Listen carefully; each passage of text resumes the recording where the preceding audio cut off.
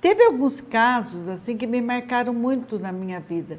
Aliás, acho que todo professor tem os seus casos de ouro, né? E a gente tem esses troféus, grandes troféus. Eu tenho o maior orgulho de contar desses meus troféus, que foram sucessos de alfabetização no tempo que eu estava em sala de aula. Eu dei aula em classe especial da rede estadual aqui do estado de São Paulo, na década de 90. Foi logo no início da década de 90, eu tive essa experiência que foi mágica na minha vida. Na verdade, comecei em 88. Classe especial é um lugar onde as crianças que estão repetentes há mais de 2 anos eram encaminhadas. É uma classe menor, de 15 alunos no máximo, e lá ficavam os alunos que tinham dificuldade de aprendizagem, ou algum distúrbio, ou até deficiência intelectual. Esses alunos que eu recebia nessa classe, que eu era a professora deles, eu tinha, assim, primeiro, até uma compaixão, porque eles vinham com baixa autoestima, já eram repetentes há mais de 2 anos, eram alunos discriminados pelos próprios colegas, porque eles não aprenderam até o momento, já estavam então indo para a 3ª série na época, né? Era série que a gente falava, e eles não tinham tido sucesso escolar, não estavam alfabetizados. Esses alunos, apesar de todo esse contexto social, discriminatório até, que deixavam eles sempre por último, né? Eles também tinham problemas sociais, comportamentais, talvez em decorrência mesmo da situação que ele se encontrava, devido à revolta, não acreditar que era possível. Eu tinha muitos alunos que vinham, que não tinham nem deficiência intelectual, mas tinham um problema de comportamento. Eu tive um aluno que me marcou muito, porque ele rasgava todo o trabalhinho dele. Ele começava a fazer e rasgava, e às vezes ele comia metade da folha, a outra metade ele jogava no lixo, toda lambuzada. E aquele comportamento agredia os colegas da sala, né? Mesmo da classe especial, ele chamava atenção por aquilo, e aí os outros alunos perguntavam: professora, por que ele faz assim? E aí mais que ele fazia. Quanto mais ele chamava atenção, mais que ele fazia. E tinha dia que ele vinha mesmo muito rebelde. Tinha uma história social muito triste também, de uma família muito desestruturada, realmente com dificuldade de tratar ele bem. E essa criança de 10, 11 anos, que estava mais de 10 anos, forte, grandão, às vezes me chutava, me agredia, porque ele odiava a escola. Ele ia obrigado para a escola, e lá o dia que ele vinha era realmente uma revolta para ele. Foi uma grande dificuldade para mim. Eu acho até que foi a maior, foi a mais marcante na minha vida. E os dias que ele faltava, a classe ficava até harmoniosa. Eu falava assim: olha, não sei, professores, se vocês já não sentiram isso que eu senti. Puxa vida, tinha dia que parecia que eu torcia para ele não vir, porque aquele dia que ele viesse, pronto, a classe ficava toda bagunçada, a turminha se esquentava. Mas aquele menino precisava de ajuda e alguém precisava ajudar ali. Esse alguém era eu, e eu sabia disso. Aí me deixava aflita, angustiada, porque eu via que a dificuldade era tamanha e o que eu tinha que fazer com ele, né? E uma época ele faltou vários dias seguidos. E eu fui descobrir por quê, né? Porque também, gente, a gente faz parte de um sistema que cobra da gente. Criança não pode ficar faltando, você tem que saber. Enfim, o dia que ele apareceu, eu fui pesquisar o que tinha acontecido, e ele foi me contando que ele andava a cavalo, que ele saía com o cavalo dele, ia longe, ele fugia da casa e passava às vezes noite fora, por isso que ele não vinha. E ele estava se metendo até com droga já, era uma criança assim que servia, né, de levar para outros, e eu descobri que ele amava cavalo. amava cavalo. Aí foi a grande sacada da minha vida, que aí eu comecei a trazer para ele imagens de cavalo, peças, ferramentas. Eu nunca estudei tanto cavalo na minha vida como naquela época. Eu que nunca nem sabia que existia raças diferentes. Eu sabia que tinha cor diferente, mas aí fui descobrindo diferentes raças para comentar com ele. Eu tinha que ter assunto com ele. E o assunto que interessava a ele, que fazia ele se acalmar por alguns minutos, era cavalo. Aí não deu outra. Comecei a trazer as imagens, as fotos, comecei a trazer as palavras, aí com letras de forma de caixa alta, só uma palavra por vez, o cavalo, aí a raça, as ferramentas, enfim, a sela, estribo, e ele me ensinava. Então ele se sentia importante, porque eu realmente não sabia, e eu perguntava para ele. E aí ia atrás de procurar saber. Ia na internet, mas a gente não tinha tantos recursos como temos hoje. Enfim, eu fiz ele se sentir importante, porque ele começou a me ensinar a cuidar de cavalos. Aí foi que ele se interessou em querer conhecer um pouco mais de cavalo através da informação que eu lia para ele. Ele começou a perceber que era interessante ler, que era interessante, que ele precisava ler para poder cuidar do cavalo. Até remédio de cavalo a gente pesquisou. E aí ele foi se interessando e começou a aprender a ler. Essa história, ela teve um final não muito feliz. Para mim, muito feliz, porque ele foi alfabetizado, ele não lia com tanta fluência, ele tinha uma sequela de leitura ali, eu tinha que trabalhar muito mais tempo com ele pela grande dificuldade, mas infelizmente ele foi para uma instituição, né? A família foi acusada de negligência. Aí eu não tive mais contato. Mas o período que ele ficou comigo, que foi em torno de 2 anos ali naquela classe, o progresso desse menino foi impressionante. Foi impressionante. E sabe o que mais? Na matemática e no dinheiro, não tinha para bater. Isso eu não precisei nem ensinar. Isso ele sabia da vida. Quer dizer que a vida estava ensinando muita coisa para esse menino, além do que a escola prevê. Ele fazia troco sem nenhum erro. Sabia calcular sem nenhum erro. E aí você fica pensando, como uma criança pode ter habilidade em uma coisa e não tem em outra? Espera aí, alguma coisa está errado nesse contexto. Tá, contei um caso bem dramático até, porque realmente foi o que mais mexeu na minha vida. Mas vou contar uns mais leves. Ao mesmo tempo, eu tinha uma menina que veio para mim, síndrome de Down. Também veio com 10 anos para essa classe. Essa criança, com 10 anos, trouxe para mim os cadernos para eu ver o que ela já sabia. E ela contava, eu já sei escrever. Aí eu vi os cadernos dela, impecáveis, gente, com letras manuscritas, copiado assim, textos inteirinhos. Aí eu pedi para ela ler. Ela sabia ler uma palavra, o nome dela. Só o primeiro nome, nem o nome inteiro não lia. Se eu escrevesse o sobrenome no meio de outras palavras, não lia, não encontrava. Como uma criança com tanta coordenação visomotora escreve daquele jeito, né? Copiando da lousa e reproduzindo no caderno e não sabia encontrar uma palavra conhecida do nome dela no meio de outras. Isto é o mínimo que ela deveria saber, já que ela era uma criança que escrevia. Quer dizer que escrever não é estar alfabetizado. Essa criança era a chamada copista. A criança copista, ela é capaz de copiar tudo sem dizer nada, nenhuma letra ela conhece naquela cópia. E muitas vezes tinha o certo das professoras no caderno, é uma pena isso. Mas também eu soube depois que muitas professoras queriam valorizar e achavam que aquela forma estava estimulando ela. Sabiam que ela não lia, mas também...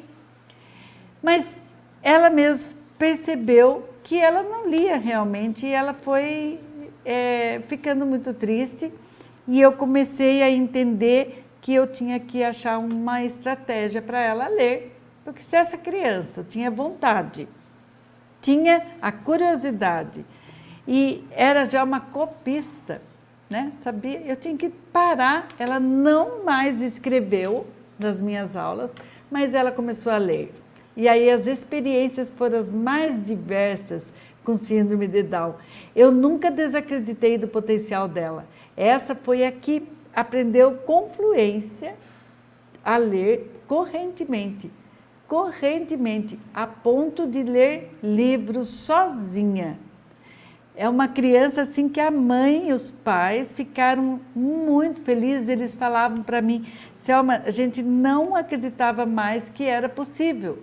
Nós estávamos já aceitando que ela não iria ler. E essa criança começou a ler.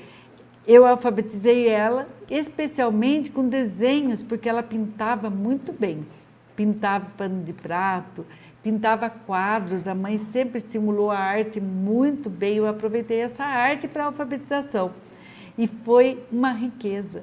Quando essa criança começou a descobrir as letras, e o caderno dela tinha um monte de mamemi mamu, babebi babu, tinha folhas e folhas de sílabas, e ela não sabia nenhuma. Quando ela começou a descobrir palavras, associando o nome dela com o nome das tintas que ela usava, ela começou a entender que ela precisava entender de outra forma. E aí eu fui trabalhando essas palavras com ela. E realmente, olha, eu vou contando para vocês, eu me arrepio, porque é tão de dor esse aprendizado. Para mim foi uma busca, eu não me conformava de não ensinar aquelas crianças correntemente. Teve um outro caso ainda que eu quero contar, que foi mais leve, mas foi muito bonito na minha vida, que foi uma criança que tinha baixa visão. O óculos dele era, sim, fundo de garrafa, realmente. E tudo ele pegava para ler, fazia assim, aqui próximo. Eu não tinha conhecimento do Braille, eu não sabia alfabetizar ele de outra forma. Eu comecei do jeito que eu sabia, mas explorando habilidades que ele tinha de certo. Ele escrevia, ele conseguia escrever com giz de cera grosso ou com pincel atômico grosso. Ele escrevia, fazia as palavras bem grandes no caderno para ele mesmo conseguir ler, mas era um menino de inteligência normal, gente, não tinha dificuldade, não era possível ele não ler. Ele só precisava realmente de estratégia correta. Eu ampliava bem o texto para ele e comecei a alfabetizá-lo dessa forma, e foi um sucesso. Eu teria muitos outros casos para contar, mas por que eu estou trazendo essa minha experiência? Para mostrar para vocês que não há limite para a aprendizagem, que ele também consegue. Ele quem? Ele, seu filho. Ele consegue. A criança, no estágio normal de desenvolvimento, tudo bem, essa é muito fácil, né? Mas se você que tem filho com dificuldade de aprendizagem, você também tem que acreditar no potencial dele e ver até onde que ele vai. Não colocar limite para essa aprendizagem nunca. Nós não temos esse direito de colocar esse limite. Uma criança síndrome de Down, por exemplo, que está querendo aprender, tem condições de aprender? Tem. Um autista? Tem. Vou contar um outro caso interessante também. Tinha uma criança deficiente intelectual e que tinha alguns outros comprometimentos, mas não veio o caso assim, até comprometimento físico, motor mesmo. E naquele momento, aí foi na APAE, foi uma experiência de APAE, porque eu fui professora e coordenadora na APAE por 8 anos. Essa criança chamou muito a minha atenção, porque tanta professora e as professoras da APAE ali que conviviam comigo achavam assim que ele não tinha condições de aprender, que não era para ele aprender. E eu insistia,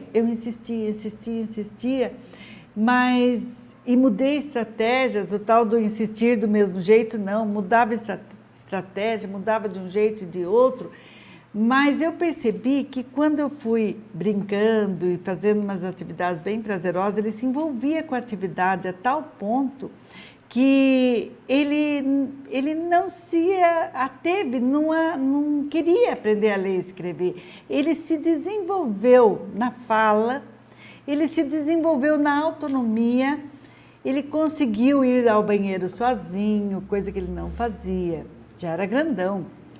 Ele conseguiu tomar banho sozinho, ele conseguiu se expressar quando ele tinha dor ou fome, ou quando ele estava triste, chateado, ele conseguiu se desenvolver para ter uma qualidade de vida melhor. Aí eu percebi e tive um outro aprendizado, que nem sempre é a alfabetização que ele estava precisando.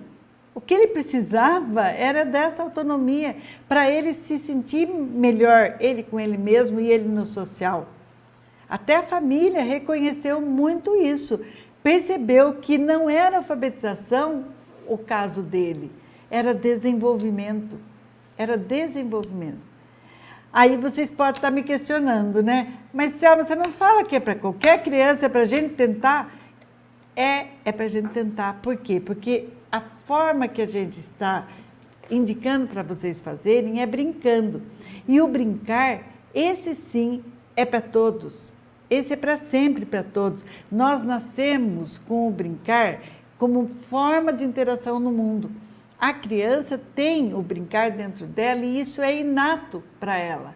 O brincar é inato, gente. Nasce com a gente gosta disso. Então, quando você pensar em brincar com a criança, em estar envolvida com essa criança, pense que de qualquer forma está desenvolvendo essa criança. E o nosso curso vai além da alfabetização, a gente pensa em desenvolvimento integral. Então, quando a gente pensa em desenvolvimento integral, nem sempre é a alfabetização o nosso foco maior em alguns casos, como esse que eu acabei de descrever.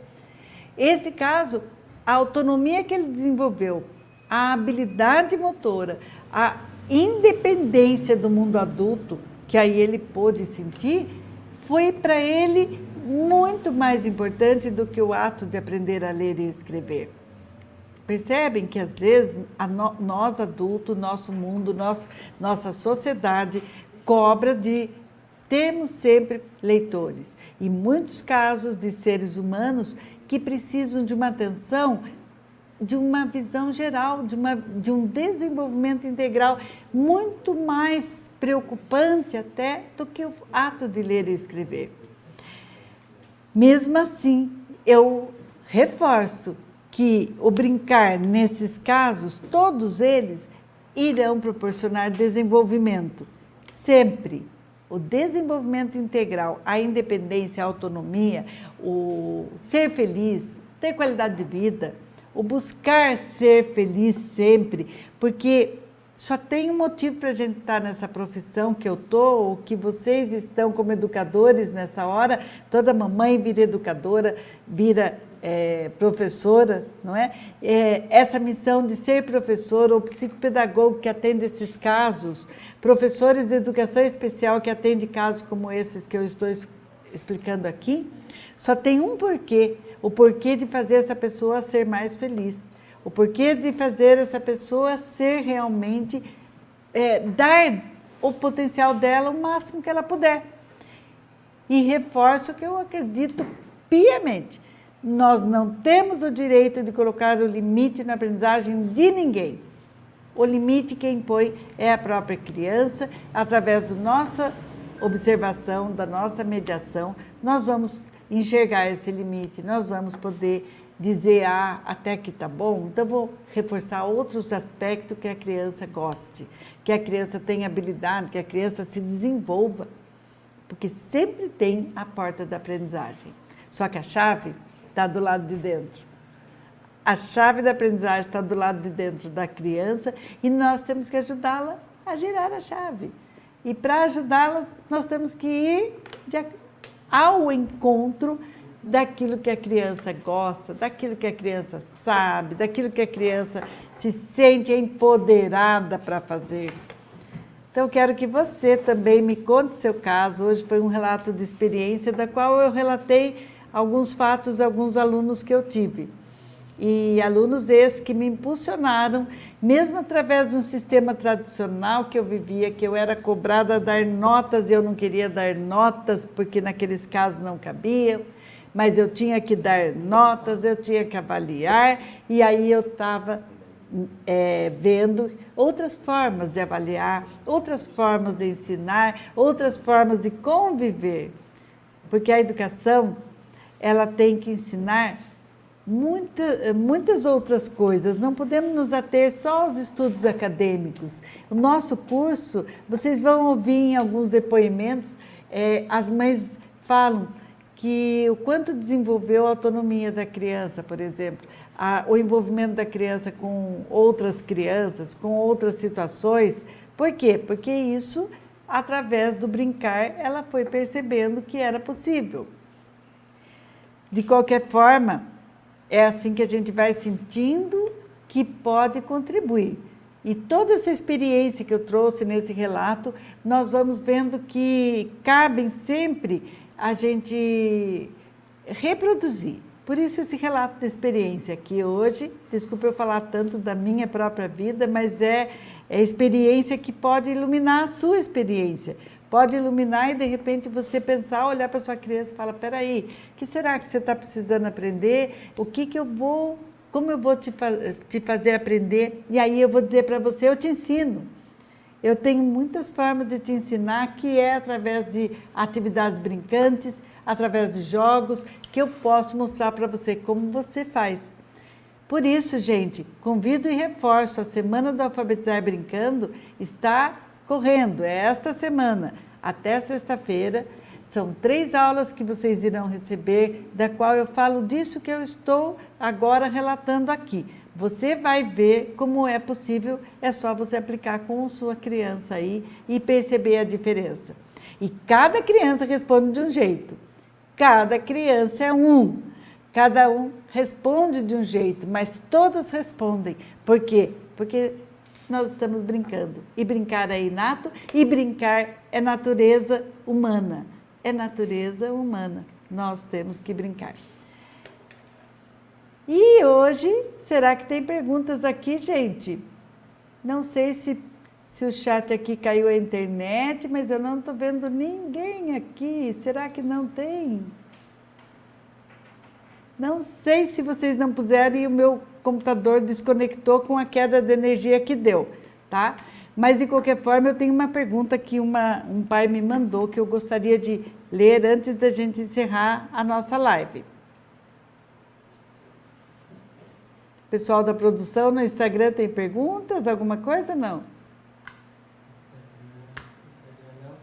Não? No YouTube. Podia apertar para recarregar, acho que é. Ah, apareceu. Eu vou ler esse pai aqui primeiro, depois eu volto a olhar aqui. Agora eu recarreguei, deu certo. Oh, Margarete, feliz dia da alfabetização, feliz seu dia. Olha, eu não sabia que era dia da alfabetização, tem isso?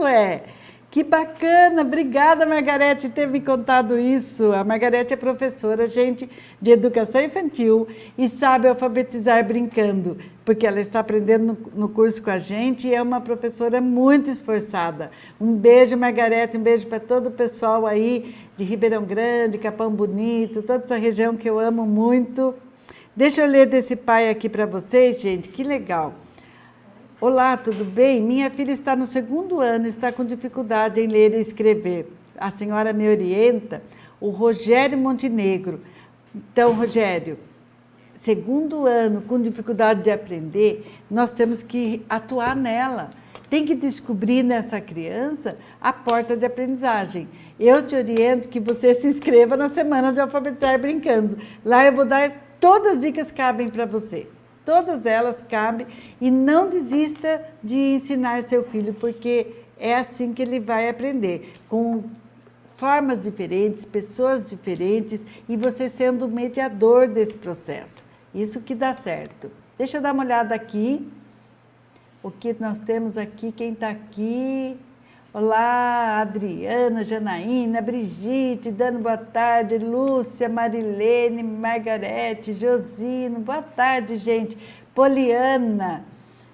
Ah, que legal, a Poliana disse que amei a atividade de ontem, meu filho amou. Que bom, Poliana, obrigada. O Josino, embora apareça o nome Josino nas mensagens, mas é a Edna que está assistindo, sou de Belém do Pará. Legal, Edna, ótimo, ainda bem que você está aqui, ó, de Belém do Pará, gente. Trabalhar com criança de autoestima baixa, a Brigitte está perguntando, tem criança, gente, que fica realmente com a autoestima baixa e ela se nega a fazer as coisas antes mesmo de olhar aquela coisa. Mesmo antes de olhar a atividade, ela se nega. Nós temos que oferecer as atividades para ela de uma forma que ela se envolva. Isso que é provocar na criança esse brincar, fazer ela se divertir um pouquinho e a hora que ela consegue, vem um elogio verdadeiro. Brigitte, coloca isso sempre, tá? Um elogio verdadeiro, aquele que você flagrou ela fazendo algo muito certo, muito correto, aí você elogia. Isso aumenta a autoestima da criança. Para isso a gente tem que ficar com os olhos atentos, porque tem que ser na hora. Não adianta ser assim, amanhã eu vou falar que ela arrumou a cama hoje. Não, você viu ela ajeitando ali, arrumou a cama, ajeitou o sapatinho dela, você elogia na hora.